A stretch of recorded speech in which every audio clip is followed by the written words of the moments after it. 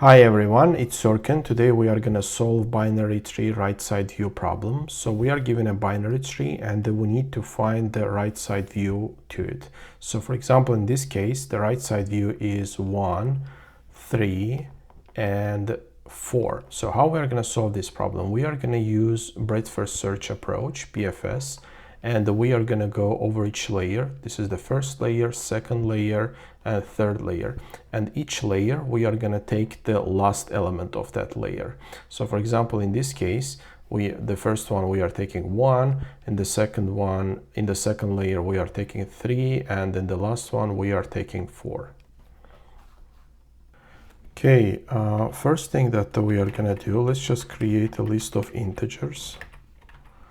List of integers that we are going to return. Let's just call it a result.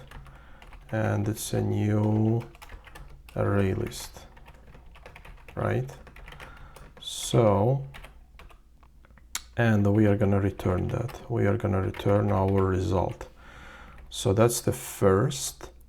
Now let's check the one corner case. If our root is equals to null, then in that case, what we are going to do, we are going to return our result right away, so our empty list. If it's not, then we are gonna go over and breadth first search our tree. So for that, let's create a queue. It's a tree node, and let's just call it a queue, and create a new linked list.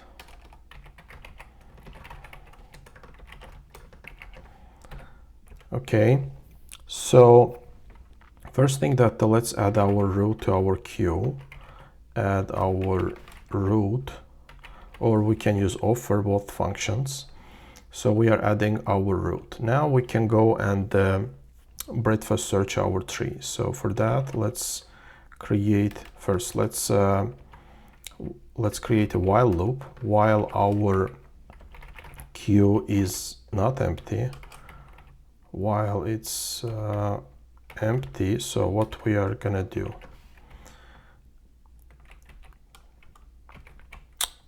What we are gonna do first, let's take the size of our queue, because it's dynamic. It's the size determines the number of the nodes at that layer, right? So let's take the int size of the queue size, and let's iterate over it. So let's create a for loop. Int I is equals to 0, and our I is less than size, which means that not all the nodes at that layer. And we are incrementing I. So let's create our tree node here. I'm going to explain in a bit why. Tree node.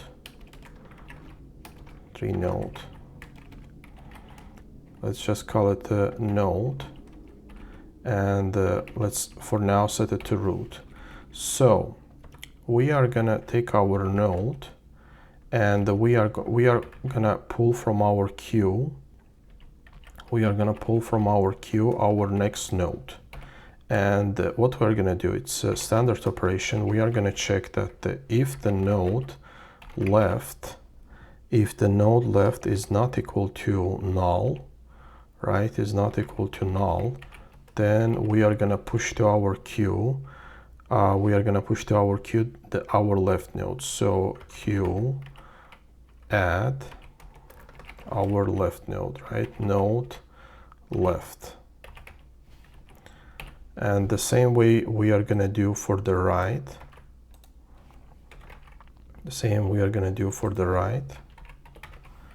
And the same one is here. And after that, what we are going to do, after exiting this loop, we are going to our result, we are going to add our node value, right? So node value. Why we are doing that? Because let's say that we have five nodes in the second layer. So we are going over each node, and at the node, the last node, we need the value of the last node.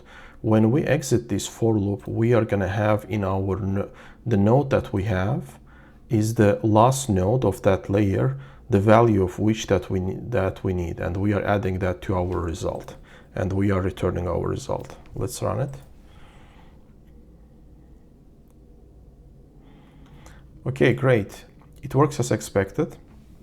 So let's calculate the time and space complexity of this solution. What's the time complexity? The time complexity is determined by the number of the nodes, which is n. And how about the space complexity? Space complexity is determined by the size of our queue. Our queue at its max, it may contain n divided by 2 number of nodes. Let's say that at the lowest layer, it contains n divided by 2. Let's say that we have let's say we have 7 nodes in total. So in the first layer, we have 1 node.